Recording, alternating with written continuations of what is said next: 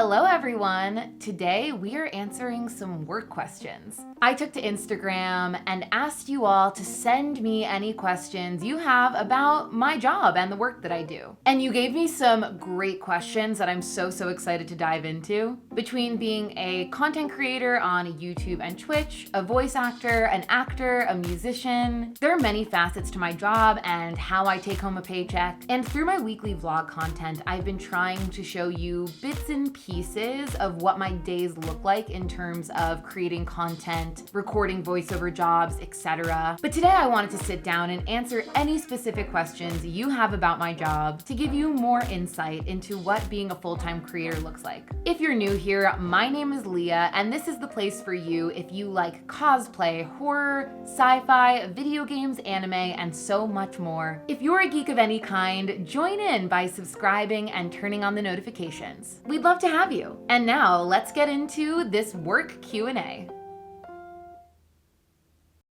What would you say you're more passionate about, acting or singing? This is a great first question with a very easy answer. Definitely acting. I think across the board with everything I do, the creativity is always first and foremost the most important aspect to me. The monetary incentive always being second. Newsflash to anyone who is not an actor, if you are getting in it for the money, you are getting in it for the wrong reasons. That being said, I want to make money. I'm very proud of the fact that this passion I've had my entire life is now the way that I make a living. But the creativity is always more important. And I just think in terms of acting versus music, with music, the creativity has always been the most important part. And anytime I've tried to prioritize monetization, I've lost my passion with it. Acting for me is definitely a career first, whereas music is a creative outlet first. Do you prefer acting or YouTube? Okay, so we had acting versus singing and acting one. Now we've got acting versus YouTube. Let me think about this, because this is a little bit more of a loaded question, because now we are dealing with two aspects of my career, which is something I don't really consider music to be. Okay, so with acting, you know, that's the passion. That's always what I wanted to do.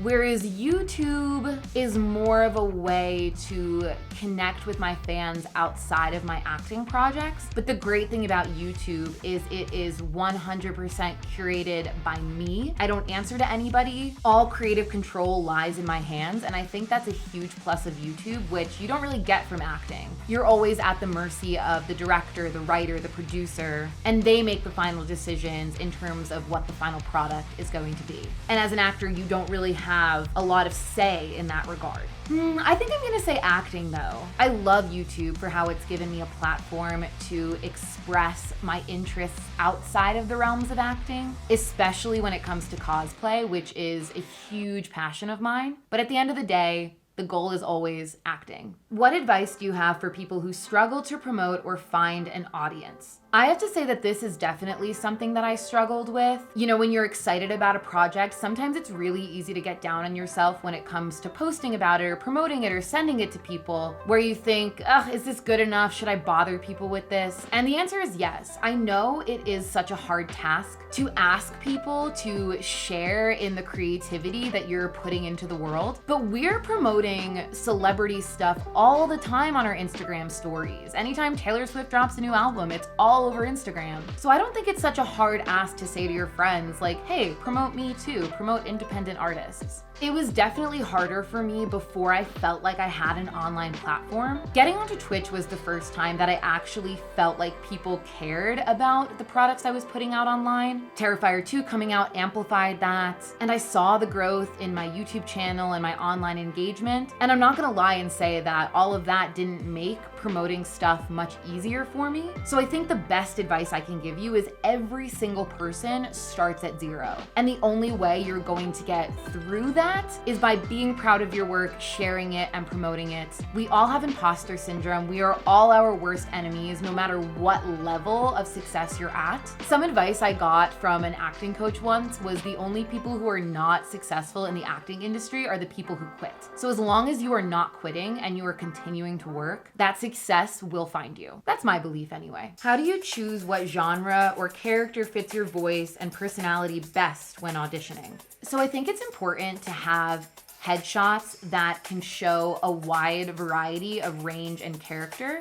And so then when you're reading breakdowns online, you can submit the headshot that you think fits that character the best. I have my one main headshot that I use for most of my auditioning, but if I'm going for a comedic commercial, then I might use this other headshot where I'm smiling and I look more youthful. Or honestly, if I'm playing a teenager of any kind, I would probably use this headshot because I think I look the youngest in it. But I think understanding your type is a long process and one that changes frequently because as you get older, your type might change. But for me, interestingly, my type was easy to find because ever since I got these new headshots, I go out for pretty much the same role every time I get an audition, which is queer best friend, young artistic woman struggling with her sexual orientation. I go out for a lot of musicians. And I think the key in being able to find my type and specify my type comes with having headshots that reflect who I am and what I'm trying to portray. So thank you, Jeff Harris, for these lovely, lovely headshots, even though my hair isn't the correct color anymore. What is the most important thing when creating your YouTube videos that allows them to be successful? I'm definitely still trying to figure that out. Something I'm working on right now is getting more ahead of my content.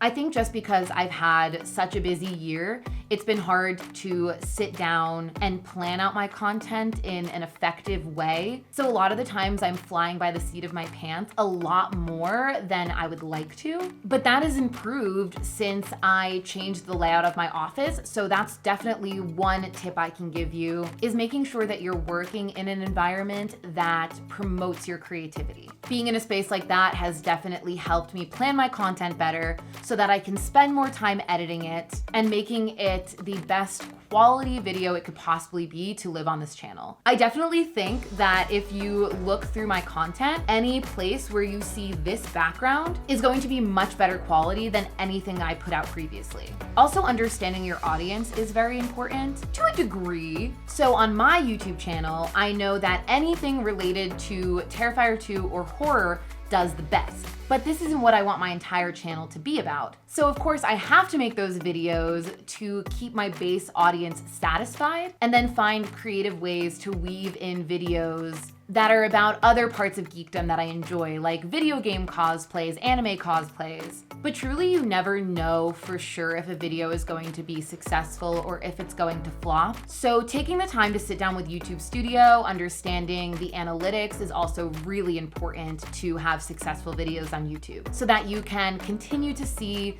the patterns of what is successful and what is not successful, and then work to understand why and how in the future you can make those videos successful. For example, one video that didn't do particularly well was my Dobby makeup video. And looking at the analytics, I think the reasons that that video didn't do particularly well is number one, because the best performing video in that makeup series was a horror icon, which makes sense because I understand that's what my audience likes. And then you have Dobby, which is a smaller character in an anime that maybe a lot of people in my community don't know. So when I posted this video, the title of the video was Dobby from My Hero Academia cosplay. Recently, I've changed it to using liquid latex for the first time. And the reason for that is I think SFX makeup is a closer correlation to what horror fans would like rather than a jump from a horror icon to an anime character. There isn't really that much connection between that. So moving forward, if I do a makeup video that's more obscure like this Dobby cosplay, I need to find elements within the video that can create a thread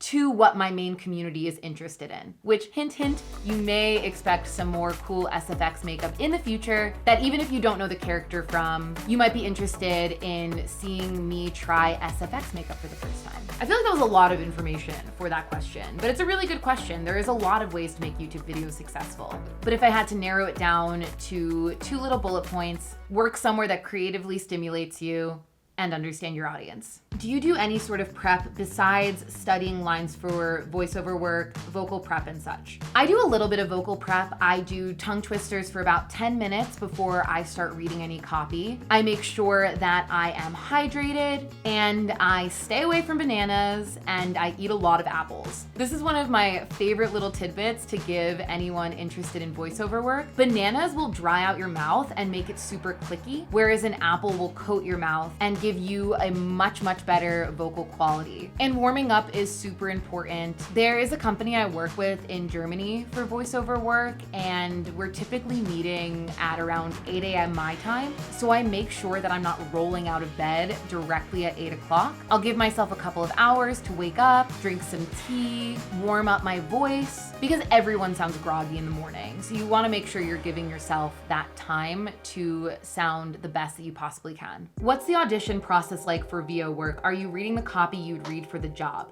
Yes, this is the same for on-camera work and voiceover work. The copy that you're getting is probably going to be the copy that the job is going to be, unless it's like something super secretive. I've had to sign NDAs just during audition processes before, or I've had copy where they just take the name of the company out, so it'll just say the company, and that's what you'd read for the audition. And then if you book the job, the company name would actually be put in there. But yeah, I mean, just 2 days ago, I submitted a voiceover audition, and they got back to me and they said, not only did you book the job, but we loved your audition so much, we're just gonna use that. We'll let you know if we need anything else from you. And those are the best. I love when that happens, when they just use your audition for the job, because then you basically just get an email that's like, hey, here's some free money for work you didn't do. Which is not to say that auditioning is not part of the job, because it absolutely is. That's an important piece of information I can give to any aspiring actors, is that auditioning is almost majority of the job. If you had a pie chart of time on set versus time doing callbacks versus time auditioning is gonna get the biggest piece of that pie. But you don't make any money for it, so that's fun. How did you break into VO and voice acting? Back when I lived in New York City, I was doing a staged reading of a play. Another actor in the stage reading mentioned that he liked the sound of my voice, and it reminded him of someone he knew who was a very well-known voice actor. He had given me the information of the voice teacher that she used, so I signed up for a class. Her name was Anna Garduno. Her company is Voice Forward. And fun fact, she actually voiced one of my favorite characters of all time, Palmon from Digimon. And in that class, not only did I learn how to approach copy, but I also learned how to be successful as an unrepresented voice actor. There are a few websites out there. The main one that I use is voices.com. I've been on that website for maybe 6 years at this point, and I make majority of my money from the year just through that website, or off that website through clients that I met through the Voices website. It is a steep fee to join, but I've had a lot of success there. I definitely think it's something worth trying out if you're interested in voice acting. I do think you have to invest in yourself a little bit in order to get any return on investment. So maybe my advice wouldn't be to just straight away go onto voices.com, but if you can find a voice acting class, I for sure recommend taking it. I even think Anna does virtual classes. So if you wanted to work with her, even though she's in New York, you can work with her from the comfort of your home. I think taking a class is always the best first step to any new endeavor that you're interested in. Do you want to direct? If so, would you want to direct your own screenplay or another's? I actually don't really have any interest in directing. That's like too much pressure for me, but that's why it's great that I have Marissa who wants to direct. Marissa Bertani works with me at Late Bloomer Pictures. She directed our debut short When It Pays, which I got to star in. And I love that dynamic for us, that she wants to be more of a director and I'm more interested, honestly, in the post-production aspect of filmmaking, editing and stuff like that. So while her and I both take on the roles of writing and acting, I think her skills lie in directing and my skills lie in post-production. What do you do to earn money when you can't do your usual job? I've actually been super lucky. Back in 2020, like many people, I was let go from my job. And when we came out of the other end of that craziness, I didn't have to go back to my job. At that point, I was making enough money to sustain myself as a freelance voiceover artist. And then with Terrifier 2 coming out in 2022, I was able to continue to sustain myself with the voiceover work and with the conventions. Coming into 2024 is a little bit more nerve-wracking for me in terms of how I'm going to make money, because I know that I won't have as many conventions as I did this year. So I'm just hoping to continue to book voiceover work the way I've been doing it, booking more on-camera work, continue to grow my community on YouTube to benefit from the monetization as much as possible. But if we we were going to make a tier list of the lowest form of income to the highest form of income, it would be YouTube on the bottom, followed by Twitch, followed by on-camera acting jobs. And then with these two on the top, I'm not 100% sure, but I would say this year in particular, it would be voiceover jobs and then conventions coming in at the top. But with those two, I'm honestly not sure. I'd have to go down and crunch the numbers, but majority of the money is up in those top two slots. But next year, it would be really cool to rearrange that a little bit, have YouTube a little bit higher, and I assume that the conventions will move down on the list. But if I am not able to sustain myself in that way, I would find it hard to go back to restaurant work. I don't think I could do that kind of hospitality work. I could see myself working at a cafe, maybe a dispensary, but also something I'd been considering, but I hadn't really done any work to look into this more, is maybe doing some sort of lounge singing thing at a bar in Vegas. My friend Devaney used to work at a place where they had a piano and a lounge singer every night. And so if all else fails, I'm gonna chat with her and reach out to that place and see if they need anybody, because I think that would be super fun 2 nights a week, you know, to be singing music and staying within the creative realm. I hope I don't have to go into hospitality again, but this is such an unpredictable career, so you really never know year to year if you're going to be able to make a living creatively or if you have to pick up something on the side. And I'm still so new into this part of my life where I am sustaining myself creatively, so I'm hoping I can keep up with it, but it's never 100% guaranteed. No matter how many fans you have, no matter how well known you are, no matter how many people want your autograph, you still might have to work at a cafe, and that's okay. That's this industry. How is it being a YouTuber? I mean, it's stressful for sure.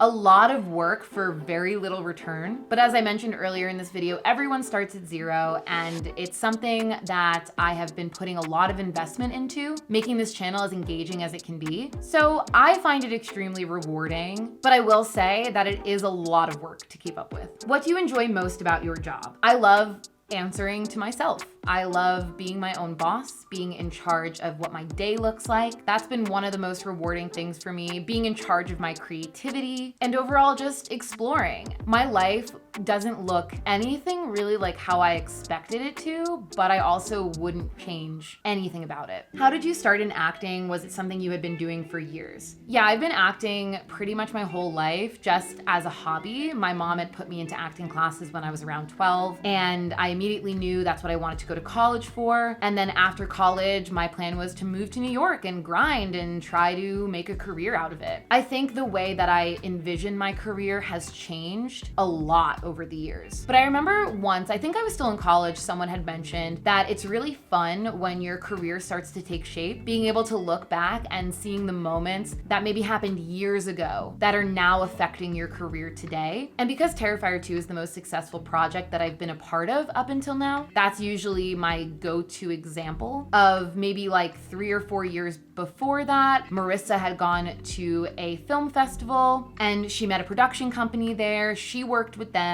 We later hired them to produce one of our first projects, Roommates. And during the filming of Roommates, they mentioned Terrifier and said that it was a film that they had worked on. It had gotten way more popular than anyone expected, and that they were going to be starting casting on Terrifier 2 soon. So when we saw the casting for Terrifier 2, we knew we had a connection with the casting director, which didn't help us book the role, but definitely helped us get seen for the roles. And ultimately, I got cast as the Clown Cafe host, and here we are. So it's interesting looking back like years into the past to see that Marissa going to that one film festival is what brought me to this moment today. And even before that, me walking into the restaurant and handing in my resume that was ultimately the restaurant that I met Marissa at, like that's a part of that journey too. And even though my career doesn't look anything like I expected it to, it's important to see the years and years of work that go into making the full career that I have now. And it really is still just the beginning. I still feel like there's so much I'm going to accomplish in my life and with my career, and I'll be able to continuously look back and back and back and say, this is the moment that made XYZ happen, and this is the moment that helped me accomplish this. So yes, I have been doing it for years. There's no such thing as an overnight success. There's years and years of work that go go into creating your career. And don't forget to stop back and look at those moments and see how they shaped you. What was the biggest obstacle you had to overcome to succeed? Imposter syndrome, for sure. Not understanding why people want to work with you and feeling like you're gonna show up on set and make like a fool of yourself,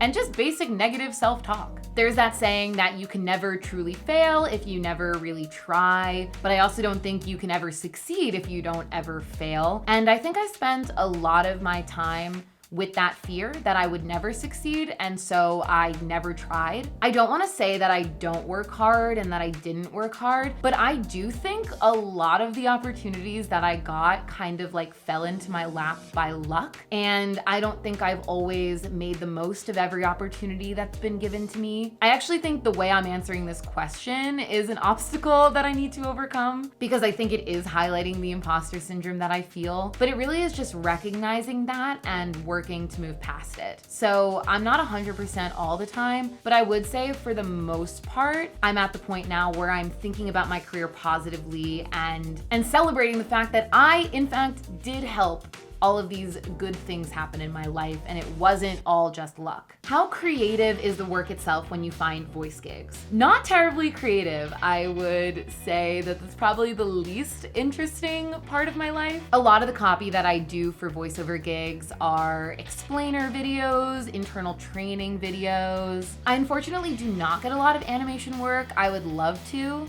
but no, the copy I receive for most of my voice acting jobs are not creative, are not interesting, but they pay the bills and I get to do it from the comfort of my own home. So really no complaints from me. Is it difficult managing your work since you do many things?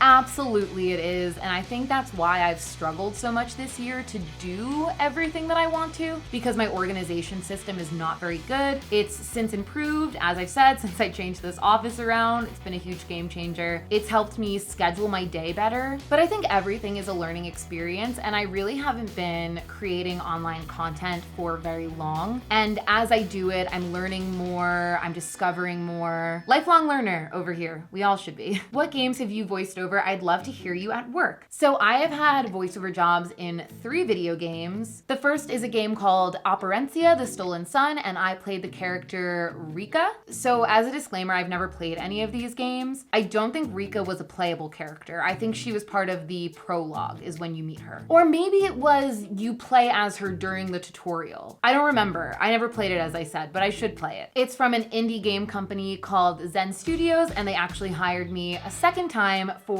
Castle Storm 2, where I played Lady Meredith. And I do believe that Lady Meredith was a playable character. I think in both games, it's a lot of turn-based combat. I'll play them one day, I haven't yet. And then the last was probably the biggest game, actually definitely the biggest game, Five Nights at Freddy's Security Breach, where I played Therapist number 4. It's not part of the main quest of the game, but throughout the game, you can find and listen to therapist tapes, and the 4th tape that you find is me. Again, never played the game, but maybe one day. What did you do for preparation for your scene in the clown cafe? I'm going to answer this question a little bit more broadly about how I prepare for any role, though honestly it is different from role to role. So if we are specifically talking about the clown cafe, not a ton of preparation went into that. I obviously memorized the script and memorized the song, but I knew a lot of that was just gonna be like character acting on set, getting direction from Damien. In a role like that, I don't think it's really necessary to do a lot of like background work or character work. If I had a lead in a feature, let's say, I would do a lot more work to prepare for that. There are sheets that you can find online where you can write in information about your character, like what their favorite color is, what their favorite food is, favorite memory from their past. All of this can just help create a full, well-rounded character. Something I've actually done in the past too is I would make a playlist with songs that I think that my character would listen to. There are tons of ways to prepare for a role. One thing I don't do is method acting. I think for the most part, method acting can be super disruptive